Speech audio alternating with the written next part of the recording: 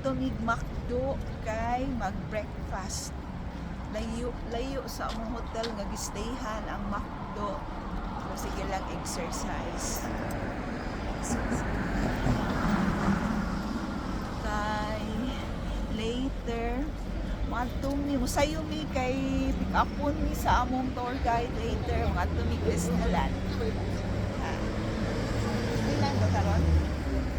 Okay, so pinhalan by 9 o'clock. Ready na mi.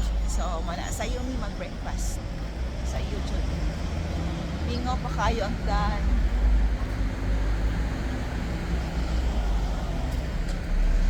Gunahan siya kumusta kay anak nga baso. Kay na second floor ba?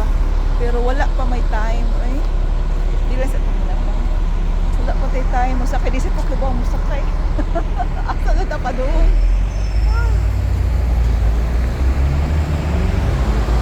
Oo, nagpapay sila.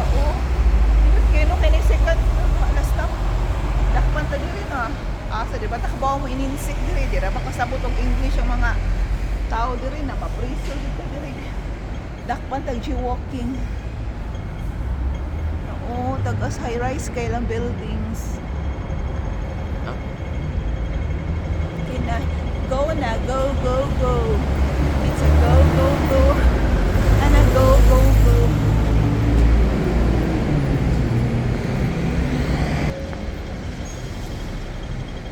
Lakaw sa Hong Kong. Sa sayong kabuntagon.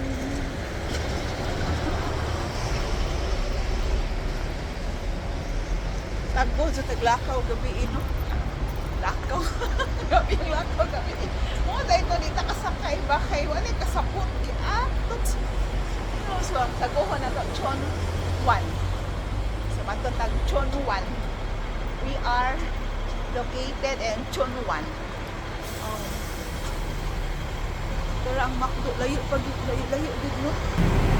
Tara ay McDo is waving.